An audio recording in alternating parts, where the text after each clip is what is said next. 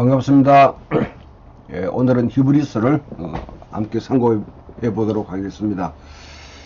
히브리서는 독특한 문헌입니다. 특히 구약의 여러가지 이미지라든지 또 상징들 또 인물들을 예수 그리스도와 비교하는, 그리고 그 예수 그리스도와의 관계 속에서 어떤 지금 현재 믿음의 공동체에게 어떤 의미가 있는지 그것을 하나의 겉면으로 제시하고 있는 그런 책이 히브리서입니다.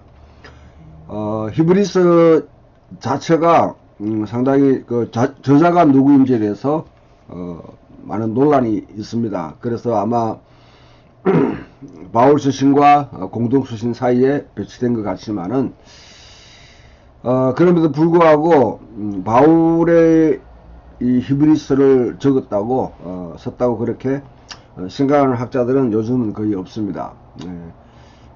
그런 측면에서 1세기 당시에 바울과는 좀 결이 다른 측면에서 그와 같이 히브리서를 읽을 수 있다 생각합니다. 우리가 공동서신을 공부하고 있는데요. 공동서신의 기본적인 우리의 맥락 자체가 바울만으로는 모든 문제가 기독교 신학이 형성되지 않는다. Not by Paul alone 이라는 하나의 주제를 갖고 시작했는데요. 특히 요한 문헌과 그 다음에 이 공동서신, 특히 히브리서는 예수님의 성육신에 관해서 굉장히 많이 강조합니다. 어쩌면 베드로 전후서나 그 다음에 유다서 또 야고보서와 같이 어떤 추상적인 어떤 그런 신학적인 어떤 개념들, 어쩌면 바울의 그 신학 자체도 사실은 구약이나 유대교의 여러 가지 어떤 이야기들을 바탕으로 그것을 근거로 해서 하나의 하나님의 이야기, 이스라엘 이야기를 이방 세계에게 이제 증거하면서 이스라엘 참 하나님 대신 그분이 참 메시아를 통해서 이스라엘과 아담이 실패했던 것을 성취하셨다. 그래서 이스라엘의 이야기는 단지 한 부족의 이야기가 아니라 이건 온 열방이 들어야 될 참 창조주 하나님의 이야기다. 그런 측면에서 바울은 이 복음을 이방인적으로 가져가면서 그곳에 있는 모든 부족들과 민족과 나라들이 가지고 있는 토대 이야기, 신화들을 전복시키고 도전하고 전복시키면서 이스라엘의 이야기를 받아들이도록, 그것이 참 하나님, 창조주 하나님을 경외하고 진정한 우주의 주인 되시는 분을 섬기는 것이다 하고 그렇게 전파한 것이 바로 바울의 메시지죠. 근본적인 메시지인데, 공동서신들은 그러다 보니 바울이 이제 증가하는 가운데 그리고 로망 사이에 살고 있는 유대인이나 아니면 유대교를 알고 있는 그런 이방인들에게 복음을 전하기 때문에 그리스 로마의 어떤 그런 언어나 그런 사상의 방식으로 때로는 정리하기 때문에 상당히 좀 철학적인 논쟁이나 아니면 신학적인 논쟁들을 펼쳐갑니다. 그러니까 그에 반해서 이 공동서신들은 대개 보게 되면 로마의 서반부에 속해 있는 교회들이 아니라 동반부에 속해 있는 그런 교회들을 향해서 쓰는 편지라고 그렇게 볼 수 있습니다. 야고보서라든지 히브리서도 마찬가지고요. 베드로 전후서, 유다서 등등 그런 특징을 드러내는데 상당히 어떤 성육신을 강조하는 그런 경향을 가지고 있습니다. 지금도 동방정교는 상당히 성육신에 엄청난 무게를 두고 거기서 그리스도의 신비에 대해서 추구하고 있죠. 하나님의 아름다우심, 아름다움이라든지 상상력이라든지 이미지 이런 것을 부각시키고 있는데, 발에서 이제 좀 서구의 교회들, 오로바를 중심으로 해서 펴져나갔던 교회들은 상당히 철학적이고 신학적이고, 또한 이런 예수님의 십자 부활의 의미를 상당히 많이 강조 그렇게 하고 있습니다. 그래서 이런 좀 결이 다른, 서구 교회는 상당히 로고스적이고요, 논리적이고 철학적인 그런 경향을 가지는 것과 비교가 되는 것이죠. 자, 이제 그러면 이런 측면에서 오늘 히브리서를 읽을 때 히브리서가 어떤 특징을 갖고 있는지, 또 어떤 목적으로 써여졌는지, 그 다음에 특히 히브리서에는 멜기세덱이라는 아주 신비로운 인물이 등장하게 됩니다. 이 인물과 대제사장 제도에 대해서 면밀하게 그렇게 구성하고 있는데, 이런 내용들을 또 함께 살펴보도록 그렇게 하겠습니다.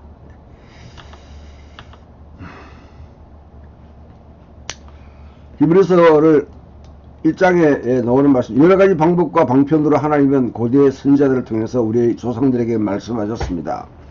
그러나 이 모든 말이 마지막에 이르렀을 때, 이 마지막이라는 말은 절정이라는 말, 절정. 이스라엘 역사의 절정에 이르렀을 때 한 아들을 통해서 우리에게도 말씀하셨습니다.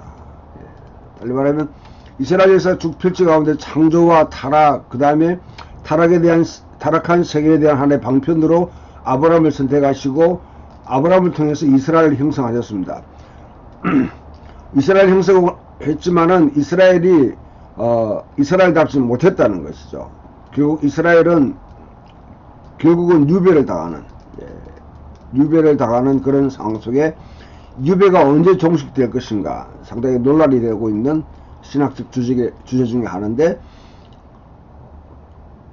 예수 그리스도가 오셔서 바로 이 유배를 종식시키는, 이스라엘 유배를, 그럼으로써 진짜 이스라엘을 제약 가운데 두고 있던 그런 사망의 권세, 죄의 권세, 사탄의 권세를 물리치고 승리하셨다. 바로 이것이 절정이라는 거예요. 절정.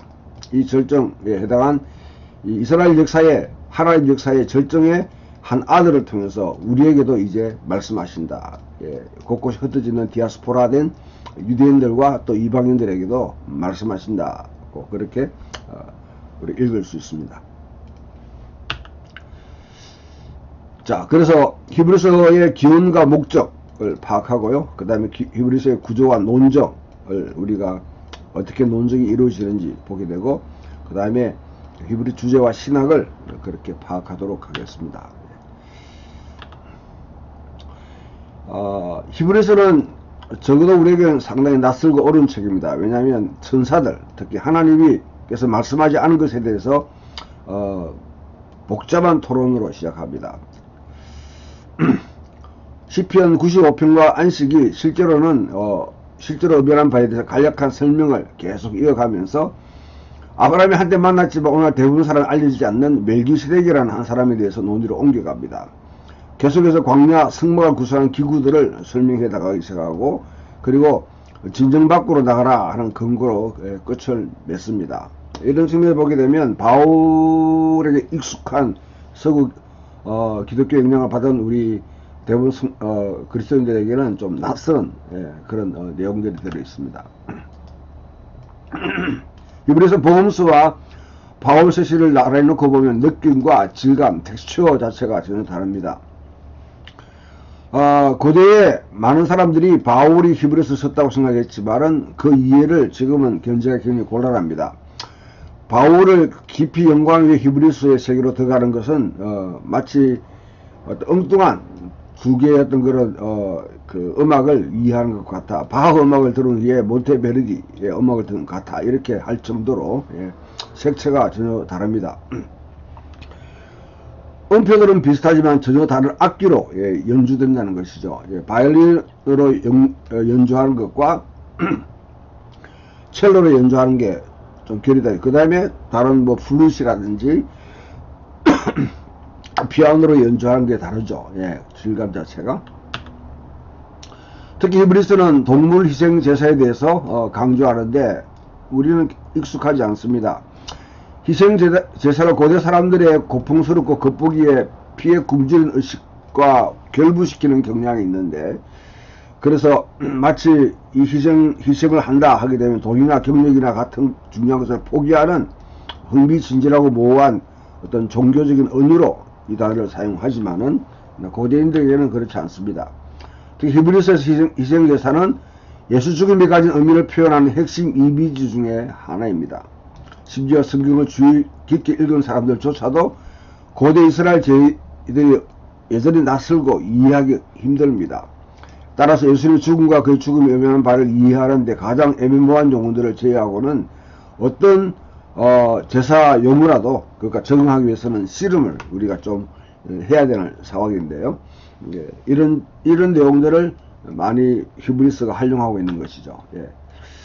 자, 히브리서는 전체적으로 신약 메시지와 밀접하게 관련되어 있습니다. 전반적으로 바울과 베드로, 요한과 동일하게 기본적인 이야기를 읊고 있다는 것이죠. 앞에도 설명했습니다만은 1막 창조, 2막 타락, 아브라함과 이스라엘 선택, 이스라엘 실패, 유배의 종식으로서 예수 그리스도 이후에 이 예수 그리스도를 통해서 이스라엘 이야기가 참 하나님의 이야기고 이스라엘 이야기가 그냥 한 부족의 한 종족의 이야기가 아니라 온 열방이 들어야 될 하나님의 이야기다. 그래서 바울은 이제 들고 나가면서 각 족속과 백성들 가운데 이와 같이 이제 그들의 토대 이야기 신화를 도전하고 전복해서 이 하나님의 이야기를 받아들이도록 합니다. 이것이 창세기부터 계시록까지 전체에 걸쳐 있는 하나의 성경 드라마라 그렇게 부를 수 있는데 이 드라마 속에서 이 기본적인 줄거리 속에서 히브리서도 얽고 있는 것이죠. 그럼 히브리서는 또 다른 색채로 이 디아스포라에 흩어져 있는 유대인들이나 아니면 그들이 살고 있는 사회에 있는 사회에 예수 그리스도가 누구인지, 예수 그리스도가 참으로 어떤 분인지, 예, 그것을 믿는 것이 무엇인지를 가지고 도전하면서 이야기하고 있는 것이죠. 그래서 이스라엘 이야기에 초점을 맞춘 세계 역사는 하나의 극적인 지점에 이르렀다. 이 극적인 지점에 흑암의 세력들은 근본적으로 여기서 전복되었고 참 하나님을 경배해야 된다. 창조주 하나님을 모든 그는 이스라엘만이 경배하는 야훼 하나님이 아니라 이제는 야훼 하나님은 창조주 하나님이기 때문에 창조 세계 모두가 하나님께 예배해야 된다는 것이죠. 그래서 열방을 그 부르심으로 초청하는 시점을 이제 지정하고 있습니다. 이런 논증을 할 때 구약이 그 발판을 마련해주고 하나님은 새 예루살렘을 세우시고 다민족 아브라함 가정을 이루게 하시며 마침내 세상을 올바로 잡기에 이르렀다. 이 아브라함의 가정은 아브라함이 창세기 12장에 부름받을 때 근본적으로 창세기 11장에 흩어져 있던 노아의 세 아들들로 구성된 70인종이 흩어졌단 말이죠. 이들을 다시 야훼 하나님을 경배하도록 부르는 그 소명이 바로 아브라함의 소명입니다. 그래서 모든 민족이, 모든 열방이 너를 통해서 복을 받게 하겠다. 그런 것이 아예 창세기에 아브라함이 출발할 때부터 전제되어 있는 하나의 논리. 이것을 놓치게 되면 아브라함의 역할이라는 이스라엘 역할을 우리가 오해하게 됩니다. 이스라엘이 그렇게 오해했는 것이죠. 즉 아들 예수께서 성경적 소망이 성취됨으로 인해서 이제 이때까지 사용하던 비계, 건물을 지을 때 이런 사용했던 이제 여러 가지 건축 도구들은 이제 쓸모가 없게 됐다는 것이죠. 이스라엘 부르심을 나타내는 모든 상징과 이스라엘 소명을 수행하는 모든 도구들, 성전, 율법의 언약, 제사장직, 제의, 시온산 이 책에서 다 다루고 있습니다. 이것을 성전과 율법과 제사장직과 제의 또 시온산에 대한 이해를 예수 그리스도와 이렇게 비견하면서 예수 그리스도 그것을 완성하셨다. 완성품이라는 것이죠. 앞에 있는 그림자에 불과하다. 거기서 여기서 이제 모형론이라는 것이 특히 히브리서는 이전에는 모형론을 많이 사용했죠. 그림자와 이제 진품. 구약은 그림자고 예수 그리스도가 신약이 진짜다. 이런 측면에서 많이 연구됐는데 이런 이제 형태를 지금은 이제 많이 시절이 지났습니다만은 특히 히브리서에서는 이것이 부각되고 있습니다. 이제 이들 모든 도구와 상징과 도구들은 메시아와 그의 백성 안에서 새로운 성취를 맡게 되었다는 것이죠. 그러면 히브리서는 구약에 대한 기독교 서론으로도 우리가 볼 수 있다는 것이죠. 그리스도인이 구약을 접근할 때 히브리서를 읽고 접근하면 훨씬 더 전체 구약이 말하고 있는 바를 잘 파악할 수 있다는 것입니다. 이 편지는 이스라엘 성경이 항상 이르지 않는 무언가를 지금 미리 내다보고 전망하고 있다. 이스라엘 성경 그 자체로 목적이 있는 것이 아니라 지금도 흔히 신학들 가운데 이제 특히 뭐 서구 신학, 특히 미국 신학에서는 구약을 히브리 성경이다, 히브리인들에게 주는 성경이다, 그렇게 히브리 성경으로 보고 있습니다만은 우리는 구약과 신약을 다 정경으로 받아들이고 있는 그리스도인들입니다.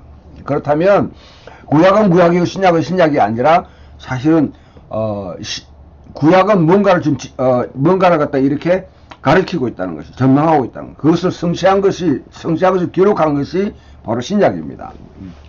이런 측면에서 보게 되면 구약은 항상 무엇을 내다보고 있는데 그것을 이루신 분이 바로 예수 그리스도라는 것이죠. 새로운 언약, 새로운 유형의 제사장직, 새로운 제단, 더 나은 희생, 현재 예루살렘이 단지 선행하는 이정표를 할 뿐인 한 도성, 예루살렘은 그 도성이 불과하다는 것이죠. 이런 것들을 이제 새로워진 구약이 리뉴얼 되는 것, 앞에서 폐기한 것이 아니라 그것을 진정한 의미를 갖게 하는 것, 그것에 이제 예수 그리스도 안에서 도래했다. 히브리서는 히브리 성경은 항상 새롭고 더 나은 것을 미리 지적해 왔으며 이제 예수 안에서 그 절정에 도달하기 이르렀다 하는 그 말을 하고 있습니다. 이제 우리가 이 중요한 우리 히브리서 읽어도 중요한 사안 중에 한 개가 원작자가 누구인가인데 항상 수수께끼입니다. 초기 동방교회 많은 사람들은 바울에서 기록됐다고 그렇게 보지만은 이것이 이제 P46이라는 어떤 그런 사본에 이 바울 서신을 모아놓은 곳에 히브리서가 기록되어 있는 그런 이유이기도 합니다. 하지만은 뭐 초기에는 다 그 판테누스라든지 그 다음에 알렉산드레 클레멘트, 그 다음에 오리겐 등이 썼습니다만은 이 오리겐은 나중에 바울 저작서를 지지했지만 확실성이 부족함을 인정하고 마지막에 멘트하기를 누가 이 편지를 썼는지 진실로 하나님만이 아신다. 그렇게 뉘앙스 있는 그런 발언을 했는 것이죠. 이 서방교회에서는 바울의 저작설이 주 4세기에 이르렀을 때 대체로 다 거부됩니다. 2세기 말이나 3세기 초에 무라토리안 등에서 누락되고 이레니우스나 히폴리투스 같은 바울의 것으로 작품으로 여기지 않았습니다. 4세기에 푸아티의 힐라리는 바울이 히브리 저자임을 확증했지만은 그리고 히브리서의 정경적 지혜를 보장했습니다. 그래서 그 이유는 뭐냐면 아리우스파의 논쟁에서 사용할 수 있도록 그렇게 하기 위함이었죠. 제롬과 아우구스티누스와 더불어서 이러한 기조의 변화가 왔는데 동방교회 경위를 따랐습니다. 히브리서가 정경이므로 사도 바울이 기록했을 것이라고 생각했습니다. 그러나 제롬은 사실은 바울이 주장했던 결의의 의구심을 인정했습니다. 그래서 매일 교회에서 읽히지만 존중되어 왔다. 그렇기 때문에 실제 지사에 대한 질문은 결국 그다지 중요하지 않다. 그렇게 뉘앙스 있는 내용을 남기는 것이죠. 앞에 오리겐과 비슷합니다. 중세 교회에서는 바울의 저자를 계속 여기왔습니다만은 킹제임스 버전에서 여전히 그런 경향이 남아있습니다. 그러나 아키나스에 와서 알렉산더 클레멘트를 따라 히브리서가 바울의 빗으로 활동하던 누가가 기록한 것이라 그렇게 생각했고, 종교개혁 이후에는 바울의 저작서의 대부분 거부됩니다. 지금까지 뭐 히브리서 저자로서 바나바, 로마의 클레멘트, 아폴로, 그 다음에 브리스길라 등등 이렇게 제한됐습니다만은 그 어느 것도 확정적인 것은 하나도 없습니다. 그 이유는 의의와 문체와 수사적 어떤 질감 상당한 차이가 있기 때문에 그렇습니다. 성전과 저상적에 대해서 비바울적인 신학적인 강조들이 굉장히 많습니다. 바울이 전형적으로 다루고 있는 주제들과는 좀 다른 측면을 강조하고 있는 것이죠. 똑같은 언어를 할지라도, 믿음과 같은 언어를 할지라도 바울이 사용하는 그런 어떤 그런 뉘앙스와 히브리서 아니면 야고보가 사용하는 뉘앙스는 좀 다릅니다. 성전과 비제사장직, 그 다음에, 예, 바울은 항상 편지의 인사나 끝에서 자기 신분을 밝혔습니다만은, 예, 그러나, 바울이 자신을 주로부터 복음을 들었던 자가 아니라 복음을 들었던 이로부터 복음을 들었다고 표현한 것은 매우 특이합니다. 이런 경우는 갈라디아에서 아주 근본적으로 이와 같이 바울이 부인하고 있는 사실이죠. 부인하고 있는 사실이죠. 예. 근데 히브리서는 복음을 들었던 이들로부터 복음을 들었다 이렇게 표현하는 것이죠. 갈라디아서는 예, 자기가 예수 그리스도의 사도인데 사람으로 난 것도 아니고 사람 비롯된 것도 아니고 자기는 어떤 복음도 복음에 대해서 뭐 예루살렘의 기둥 사도들과 또 비롯된 어떤 누구와도 상의하지 않았다. 추임받지 않았다. 그들로부터 들은 것이 기원된 것이 아니라는 것이죠. 단지 예루살렘의 그 사도들이 자신이 3년 동안 접했던 복음을 승인했다, 추인했다, 합의했다 그렇게 주장하는데 반해서 여기서는 복음을 들었던 이들로부터 복음을 들었다 그렇게 표현하고 있기 때문에 이런 점은 예, 결이 맞지 않습니다. 예. 자, 예수의 아들 되신과 희생 죽음, 시편 8편, 110편, 하박국 등과 같은 특정한 성경 본문을 자주 예, 사용합니다. 예. 물론 바울과 중복되는 부분이 있지만은 그러나 우리가 말할 수 있는 최선의 제안은 저자로서 그리스도를 잘 구사하는 교육을 잘 받은 제2세대 2세대 유대 그리스도인이었을 것이다. 그는 70년에 정통하고 그리스도 철학에 익숙한 사람이었다 봅니다. 그래서 로마 수학적 기법과 유엔 해석 전통에 아주 그것을 정통한 그런 사람으로 볼 수 있겠습니다. 그런 누구인지는 특정하는 것은 좀 어렵지 않나 그래서 갈 수 있습니다. 자, 기록연대 저자가 불확실한 경우에 날짜도 기록연대도 불확실합니다. 빠르면 50년 서기 50년 늦더라도 95년 정도 예, 이렇게 추정되는데 대체로 90년으로 많은 학자들이 보기 90년이 사실은 성경에 서해지는 아주 분수령입니다. 그게 이렇게 막 많은 책들이 서해지게 되는데 히브리 전체를 읽어보게 되면 예, 그와 같은 맥락이 맞아요. 특히 이제 왜냐하면 기독교에 아주 큰 위기가 왔거든요. AD 70년에 이 성전이 멸망하고 난 뒤에 티투스가 정복하고 난 뒤에 티투스 다음에 이제 그 다음에 그 다음에 이었던 이 왕이 예, 상당히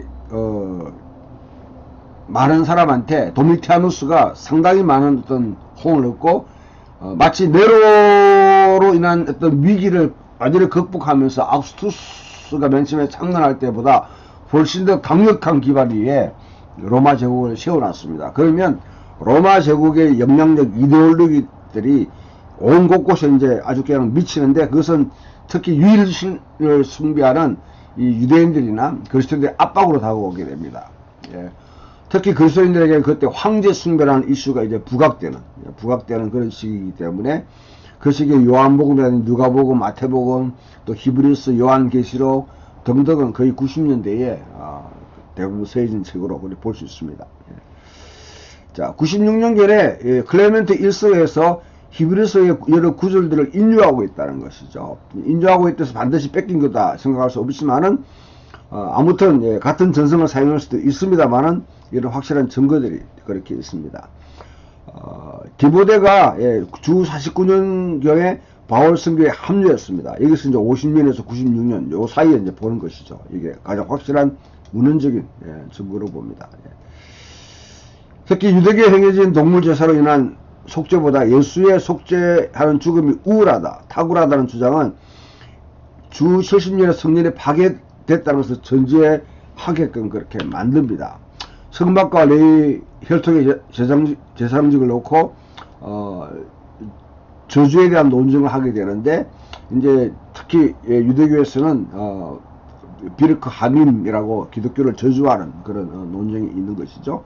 70년 이전이나 이후의 맥락을 반영하게 되었습니다.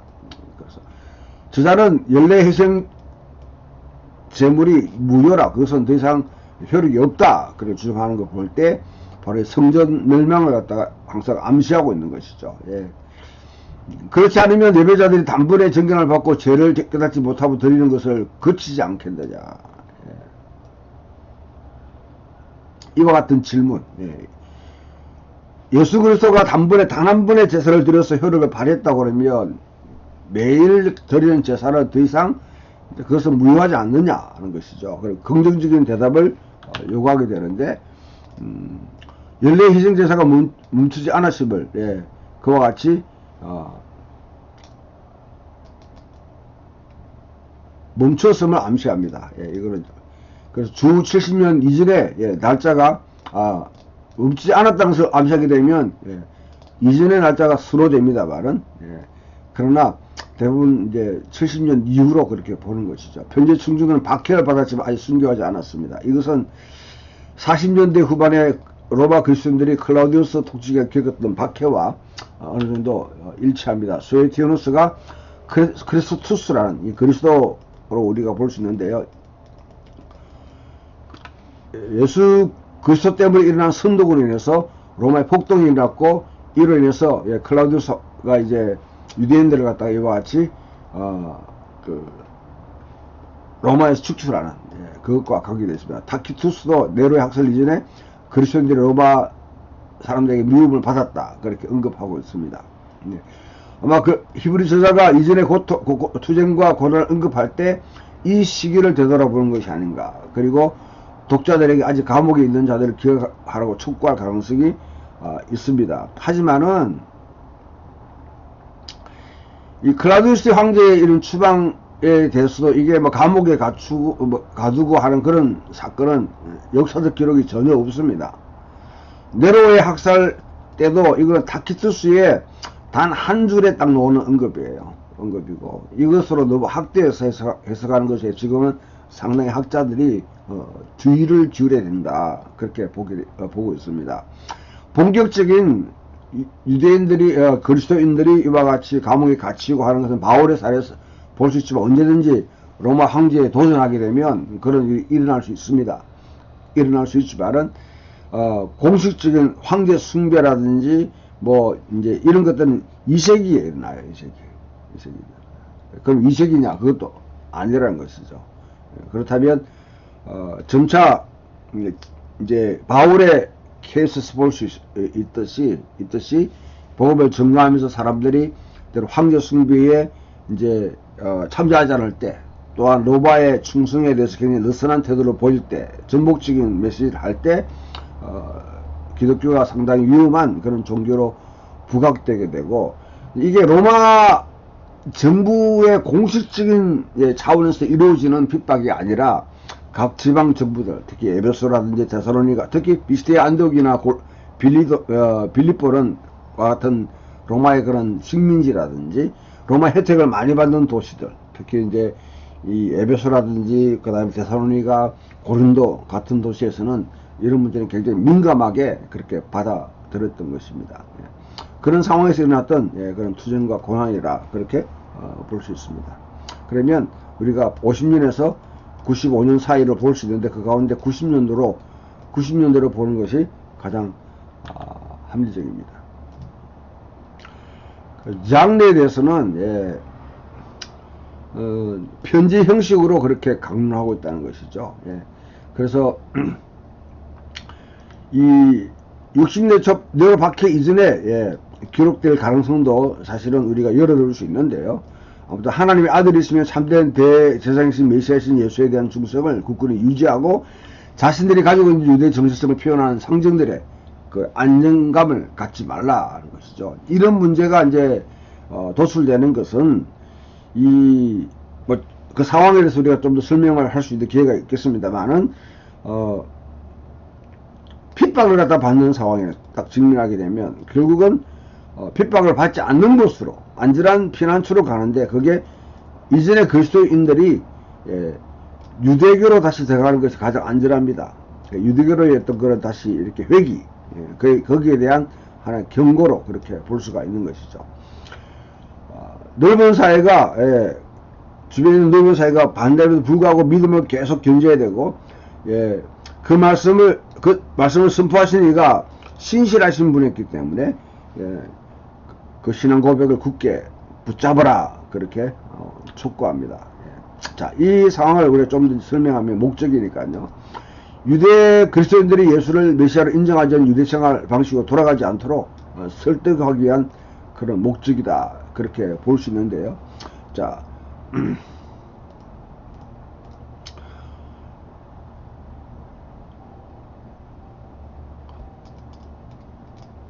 황제 숭배라는 게 이 도미티아누스 시대 때부터 이제 본격적으로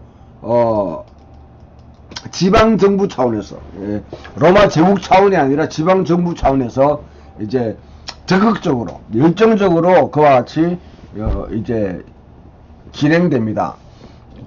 왜냐하면 이 요한계시록에서 이제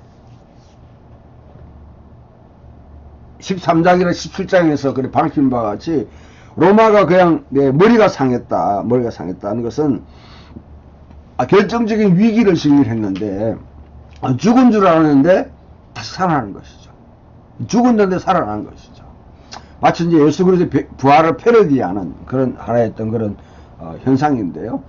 네로의 어떤 위기 자체가 굉장히 위기를 엄청난 내전의 위기를 갖다가 가져오면서 로마 제국 내에서 엄청난 혼동을 가져오게 됩니다. 네로 사후에 단 한 해에 4명의 황제가 등장하는 시기입니다. 대체로 이런 시기면 반란과 여러가지 또 서로 왕이라 주장하는 그런 상황에 오게 되면 내전 상황이 오는 것이죠. 그것을 이제 종식시킨 사람이 바로 베스파테니우스입니다. 유대 전쟁을 갖다 정복을 갔다가 알렉산드리아에서 이제 황제로 선언하고 그 다음에 와서 그것을 완전히 이제 정리하는 것이죠. 그 다음에 아들 티투스가 로마 유대의 예루살렘 성전을 함락하고 유대 전쟁을 종식시키고 와서 유대에서 엄청난 그런 재물과 노예들을 이끌고 와서 로마 경제를 다시 일으키기 시작합니다. 그러나 불행하게도 티투스는 3년 만에 죽습니다. 그러나 그 뒤를 이었던 도미티아누스가 탁월한 정치를 펼치면서 완전히 로마를 그 굳건한 기반 위에 올려놓는다는 것이죠.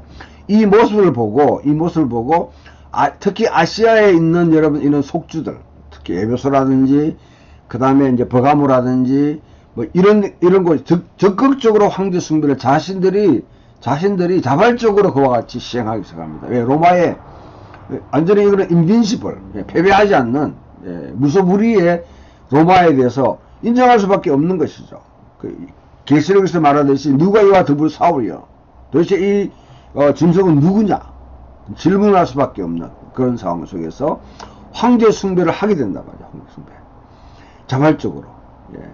자, 이런 상황에 오게 되면 황제 숭배를 갖다 계속 지역 정부 속에서 압력을 가져오면 지역 정부는 로마 제국과의 관계를 우호적인 관계 속에 계속 보면 어떻게 로마는 각 지역 속주가 얼만큼 충성을 바치느냐에 눈여겨볼 것입니다. 이 관계를 갖다 유지하기 위해서는 이 지역 속주가 일사불란하게 황제에게 충성을 맺힌다, 로마 제국에 충성을 바친다는 것을 보여줘야 되는데, 이 속에서 유대인들은 사실은 이게 뭐냐면 개살구예요. 왜냐하면 유대인들은 유일신론을 가지고 있기 때문에 황제 숭배를 할 수가 없습니다. 하게 되면 자기 신앙을 버리는 것이죠. 근데 유대인들은 헤롯이 아주 탁월하게 정치적인 협상을 해서 아우구스투스와 협상을 해서 합법적인 종교로 인정을 받습니다. 그게 뭐냐면 바로 황제와 로마 제국의 황실에 기도하는 것이 아니라 그들을 위해서 기도한다는 것이죠.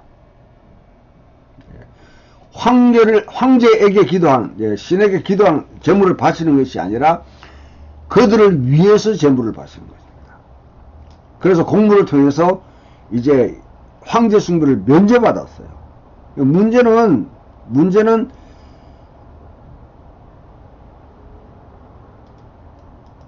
이방인 종교가 이렇게 이제 바울을 통해 시행되면서부터 지역 정부로부터 유대인들도 여기에는 면제될 수 없는 상황, 굉장히 압박이 들어오는 거예요. 압박이. 압박이 됩니다.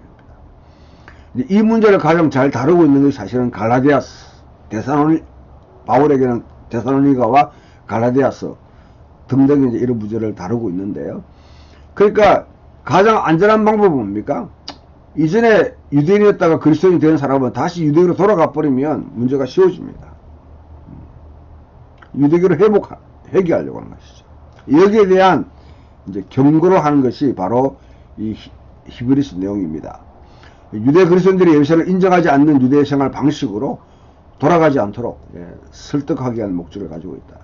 많은 사람이 박해 위협을 받았을 때 그렇게 해야 된다는 압력을 느꼈을 것입니다.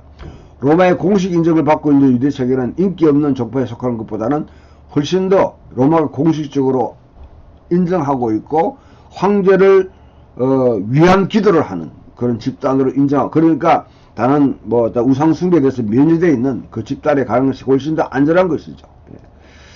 그때 이제 인내에 대한 근거를 하면서 너희들 이전에 당했던 고난을 기억하라, 그렇게 설득하고 있는 것입니다.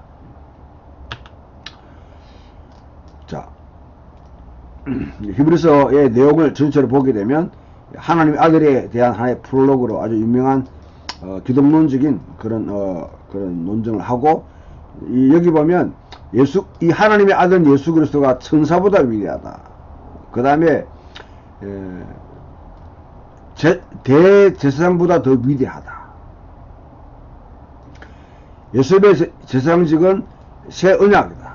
이전에 모세의 언약보다 훨씬 탁월하다. 여기서 천사, 대제사장, 모세, 특히 유대교에서 상당히 자기들의 그 유대 신학을 뒷받침하고 있는 이 세 가지를 갖다가 이보다 훨씬 탁월하다, 것을 논증하고 있는 것이죠. 여기에 논증에 중요한 하나의 어떤 인물로 함께 뒷받침하면서 증거하고 있는 것이, 물론 구약의 여러 가지 구절들을 인용합니다만은 특히 멜기세덱이라는 멜기세덱을 등장시키면서 멜기세덱을 바탕으로 해서, 기반으로 해서 이들 천사, 대제사장, 그 다음에 언약에 대해서 예수 그리스도가 훨씬 더 탁월하다. 근데 왜 옛것으로 돌아가려고, 탁월하지 못한 것으로 돌아가려고 하느냐, 그렇게 논증을 펼치고, 그 다음에 특히 이제 10장, 12장에서는 신실함과 인내로 부릅니다. 믿음에 대해서 다시 돌아가지 말도록 신실해야 된다 하는 것과 아울러서 지금 받고 있는 고난과 역경을 견뎌라, 그런 논조로 설명하고, 거기에 대한 우리가 잘 아는 11장이 믿음의 본보기를 보여왔던 이들을 이제 명예의 전당이라 그렇게 하죠. 그곳에 이제 이렇게 얽고, 그러나 궁극적인 모델은 누구냐? 예수 그리스도다 하는 것을 보여주고 있습니다. 그 다음에 이제 13장에서는 하나님의 도성을 위해서 어렵게 살아가기, 옛 예루살렘이 아닌 진짜 새 예루살렘, 하나님의 도성, 진정한 우리가 가야 될 그런 도성, 아브라함으로 말하면 나온 바 본향을 생각하지 않고 지금 머문 곳에서 더 나은 본향을 향했는데, 그것이 지금 멸망당하는 그런 예루살렘이 아니라 진정한 하나님이 세우실 도성, 요한계시록에서 우리가 예언되어 있던 그런 새 예루살렘을 의미하는 것이죠. 그것을 하늘에는 이미 요한계시록 4장 5장에 하늘에서 하나님의 나라가 임했다는 것이죠. 이것이 이 땅에 내려온다는 거예요. 그러면 그 새 하늘과 새 땅을 통해서 이루어지게 되는데, 그것을 향해서 어렵게 살아가기, 마지막 인사로 그렇게 마무리한다, 그렇게 볼 수 있습니다.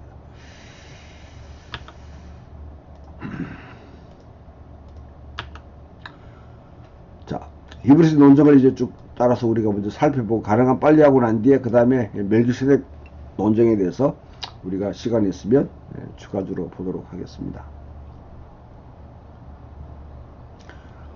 하나님의 아들에 대해서 1장 1절 4절에서 이와 같이 읊고 있는데요.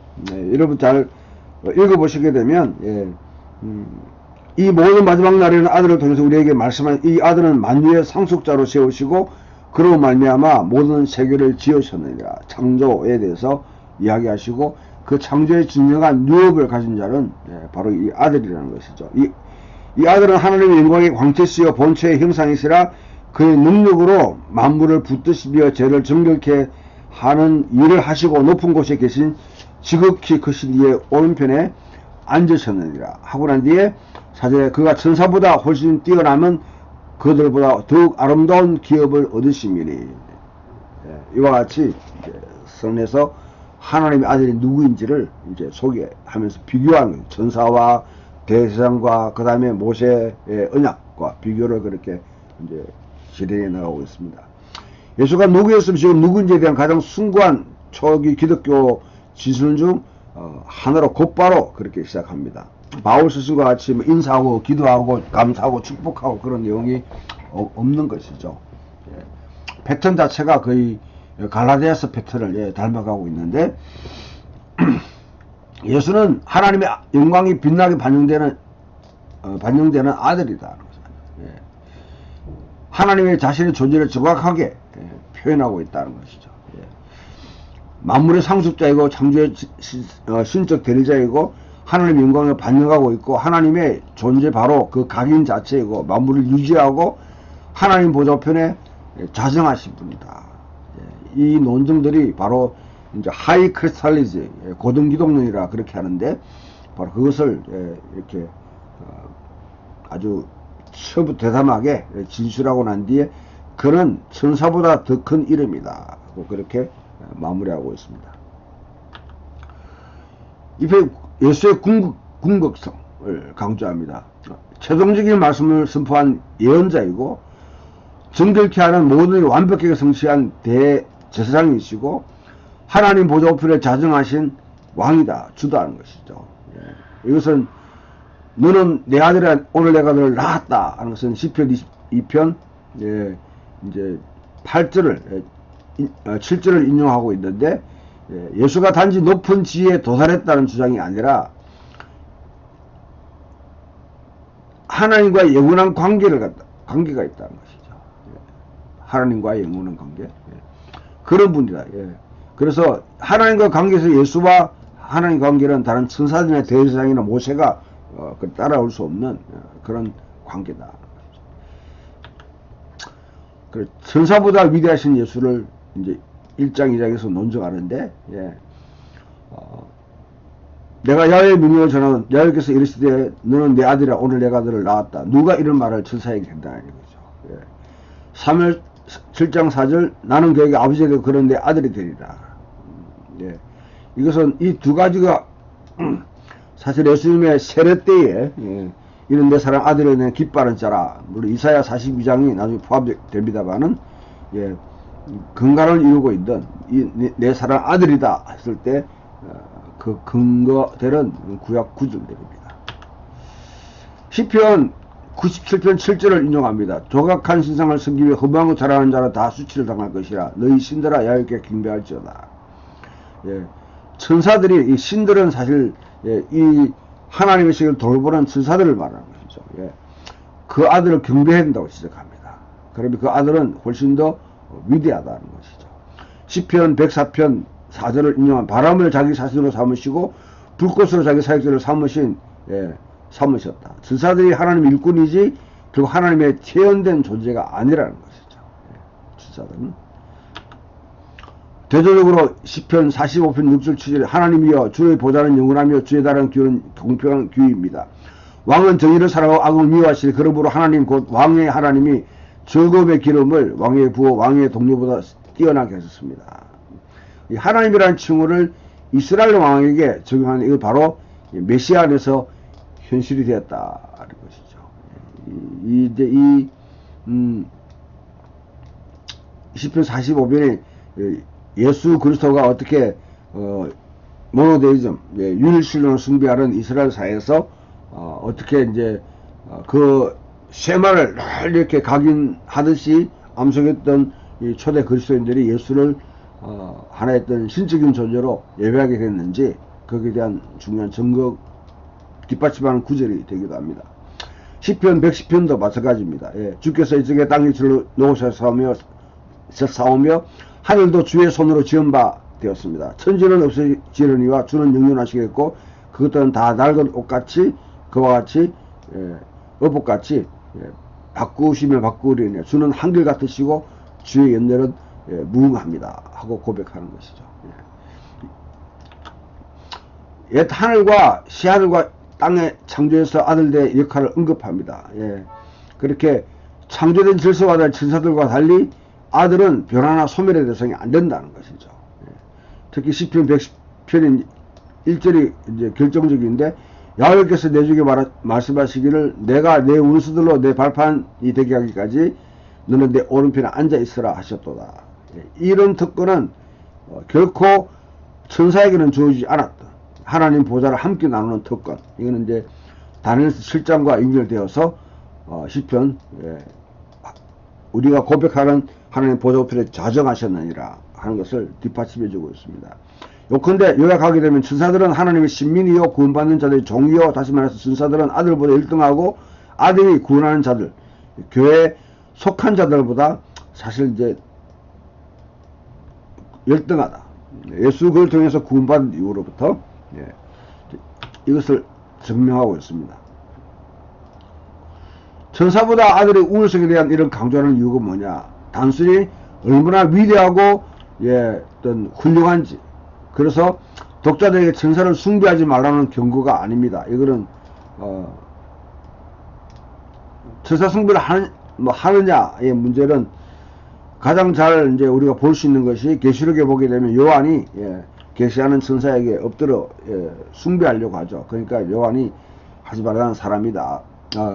피조물이 하나님의 종이다 하면서 그렇게 하지 말라고 그렇게 말리는 장면이 오게 되는데요. 이와 같은 것이 유대교에서는 천사 숭배는 상당히 많이 퍼져 있는, 아마 경건하게 뭐 이렇게 하다 보면 그와 같은 열정을 보일 수 있는데 그것은 잘못된 것이죠. 피조물을 숭배하는 것이니까. 전체 편지를 하나의 서론으로 두드리게 내서는 요점은 이겁니다. 많은 유대인들에게 모세율법 자체의 궁극성을 보증하여 준 것 자체 하나가 토라가 천사를 통해 모세에게 주어졌다는 것이죠.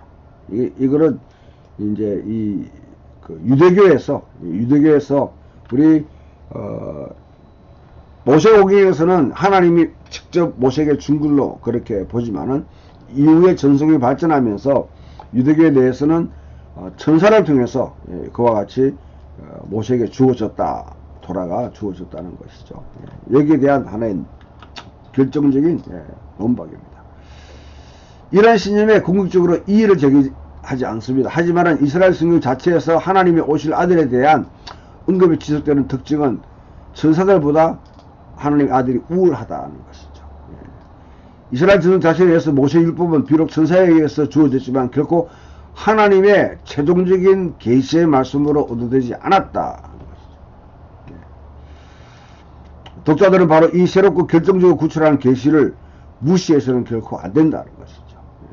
모세율법도 그와 같이 순종하려고 하는데 중요한 생각하면 모세율법은 하나의 그림자에 불과한데 그것을 완성시킨, 성취시킨 이의 말씀을 왜 무시하느냐, 그렇게 저자가 논증을 펼치고 있습니다. 그래서 천사와 비교는 이제 시편 8편에 대한 성찰과 새로운 반전을 이루게 되는데, 시편 8편을 통해서 인자가 누구인지에 대해서 사람이 무엇이기에 죽게 그를 생각하니 인자가 무엇이기에 그를 돌보시나이까 하는 우리 찬송을 부르지 않습니까?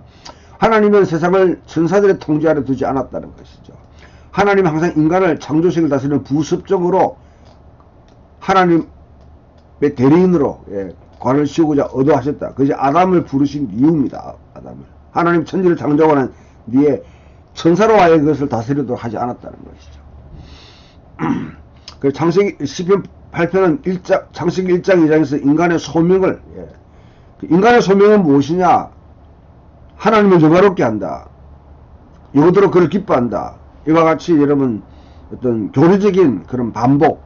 물론 16세기에 17세기에 형성된 교리에 대해서 우리가 준수하게 받아들여야 되지만은 그것이 21세기의 언어로 우리 성경 이해를 통해서 표현해야 되고, 특히 성서를 공부할 때는 교리가 뭐냐, 교리를 답습하듯이 그렇게 말하면 성경의 의미 자체가 무색해지게 됩니다. 소용없어지는 것이죠. 그 성경적인 언어로 풀 수 있어야 돼요.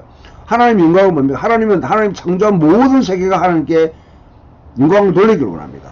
하나님을 예배하고 존중하기를 원합니다. 그 이름을 드러내기를 원합니다. 그것은 인간으로 하여금 그와 창조 세계를 돌봄으로 해서 그와 같은 일이 일어나기를 원하는 것이죠. 예. 시편 148편이나 보게 되면 온 피조물들이 하나님을 찬양하는 그 비전을 하나님 그리고 있는 것이죠. 그래서 에덴은 온 창조 세계의 에덴은 하나의 뭐냐면 성전과 같은 역할을 하고 가는 아담은 제사장으로서 역할을 하는 것이죠. 그래서 모든 마음을 다스리고 돌보도록 번성하도록 그렇게 얻어 있는데 아담이 실패했고 이스라엘이 실패해 버렸습니다. 그것을 이 아담의 실패와 이스라엘의 실패를 완전히 이제 반전시키고 완성시킨 분이 바로 예수 그리스도라는 것이죠. 예. 그래서 이것을 상기시키면서 시편 8편 4절의 인자를 인용합니다. 그래서 인자는 단순히 사람을 의미할 수도 있지만은 다른 7장과 연결하게 되면 인자와 같은 자 그렇게 됩니다. 인자 안에서 예수님의 궁극적인 목적이 결정적으로 이제 완수됐다는 것이죠. 메시아로서 예수는 이스라엘을 대표할 뿐 아니라 이스라엘은 온 세계를 대표하도록 지정되어 있습니다. 따라서 예수는 인류 전체를 대표합니다. 히브리서는 하나님께서 만물을 메시아 아래 두셨다는 점을 강조합니다. 그래서 1장 14 어느 때에 천사는 누구에게 내가 내 원수로 내 발등상에 되게 하기까지 너는 내 우편에 앉아있으라 하셨느냐. 예. 시편 110편 1편을 통해 지적합니다. 이 모든 것은 하나님의 새로운 창조세계에서 예수의 미래 역할과 주로서의 현재 위치를 모두 말하고 있습니다. 예수는 자신의 백성을 진정한 인간으로, 진정한 아담으로 대표하고 있습니다. 아담의 실패를, 아담은 실패했지만 예수는 진실로 인간의 모습을 보였다는 것이죠. 이스라엘은 실패했지만은 예수님은 이스라엘이 해야 될 일을 진정으로 이루신 분이다. 진정한 이스라엘이 되셨다.